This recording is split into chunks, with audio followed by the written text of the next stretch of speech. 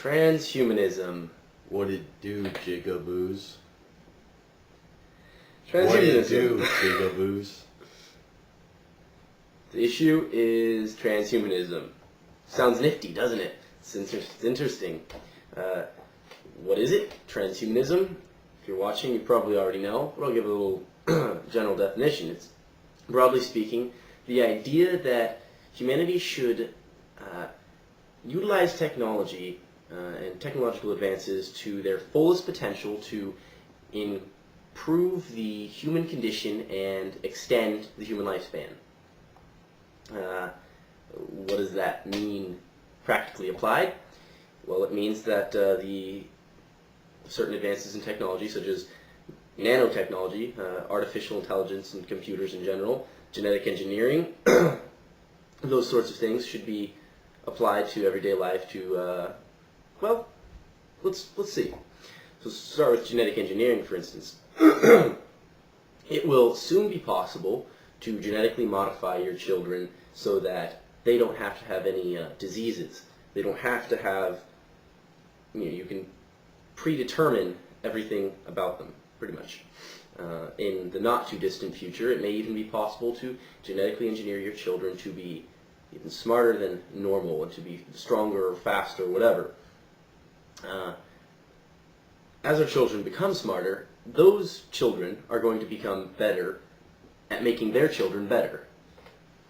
They're going to get smarter, and so they're going to become better at finding new and innovative ways to improve themselves. This is going to have a very massive ramifications for society, since this is going to lead to an exponential explosion in the human intelligence factor. Genetic engineering may also make it possible to clone your organs.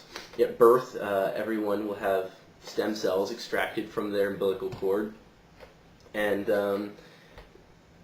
then we can grow our own organs. We can reproduce our kidneys, our livers, our heart, lungs, whatever you want, your eyes, your anything, whatever. Worried about lung cancer? Don't be. Smoke them if you got them, because we can just replace your lung. This kind of ramifications are obviously going to, this is going to really extend the human lifespan. This is one of the big things that could potentially just massively increase our lifespan. Your whole body can be kept, fresh and running just like new, because we'll never run out of, our organs will never age. Now, nanotechnology also has some very interesting prospects. It may be possible in the future to build incredibly small nano machines that can produce anything. At the atomic scale, they can build. They can build with individual atoms, and so we can mass produce literally anything. And these machines may be able to be programmed to, let's say, rebuild our DNA. We can inject them into our system, and they can be programmed to rebuild, as I said, our DNA at the cellular level, so that you don't age, because that genetic breakdown is one of the main causes of aging. So there's another way that we can dramatically extend the human lifespan. Yeah. Artificial intelligence. As we get better at creating computers, we may eventually create computers that are more powerful or more intelligent than humans. And these computers, once they're more intelligent than humans,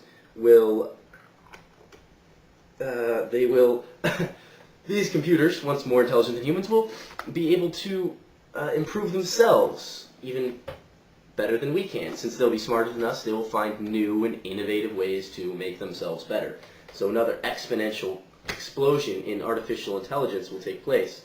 And of course, if they're better and smarter than us, then they'll be able to improve us better as well. Computer technology, and especially when it comes to neuroscience, has some fascinating and profound implications. Right now we know very little about how the human brain works, but in time it may become possible to build duplicates to replicate our parts or all of the human brain, in which case it will maybe be possible to transplant your human brain for an inorganic brain. This could potentially increase, once more, human intelligence vastly beyond our understanding right now. And also, if the brain can be phased out for inorganic parts, it may be possible to, essentially you'll be transferring your personality, your consciousness onto this computer that will be phased into your brain, meaning that you will become immortal. The possibilities here are endless. And let's take that previous scenario just a step further. Your brain is a computer and is therefore no longer limited to your five senses, because we can just improve it with whatever hardware we want, really. We could say improve your eyesight and give you new inorganic eyes maybe that can see infrared, even X-ray, microwaves, whatever, and ultraviolet. You can have sonar so that you can see in the dark. You can hear everything if you want. You can be improved. Even more spectacular, let's say you have a Wi-Fi link to the internet at all times in your head, and it links you to every other person on the planet instantly. Instantly. You are all connected. You are all part of one enormous, immortal, sentient human being, one consciousness. And slowly, gradually, you'll phase into this one consciousness, because all of your minds are linked. Everyone experiences everything together. And because of this, there'd be no reason to harm another person, because that harm would echo throughout everyone. And you would suffer for any suffering you inflicted. And if this isn't your liking, well, you can have whatever you want. You can have a frontiersman's life on another planet, terraforming Mars, whatever. Because who minds a 5-year trip to Mars if you can live indefinitely? Or how about a 1,000-year trip to Proxima Centauri? If you can live 1,000,000 years, what's a 1,000-year trip? Or even 2.5 million year trip to Andromeda. If you can live 1 billion years, it's not a big deal. Oh, and there is the problem of overpopulation solved, just like that. Well,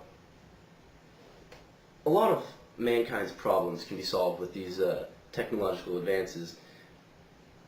War, for instance, as I just said, would be almost impossible, since harming another person, as I said, would just echo right back to you, and there'd be no need for war anyways, because nationalities, ethnicities, even language will be blurred, completely gone amidst the vast consciousness of one humanity. All of this can be had in the not-so-distant future. It's just people need to be reasonable. They need to not be afraid of it. You need to reach out for what's right in front of us and take it. And be rational and obviously understand the consequences of what we're doing and the dangers that come with some of these things. But at the same time, we need to accept the progress that can be made with them and not reject it. It's all there for the taking. We just have to reach out and grab it.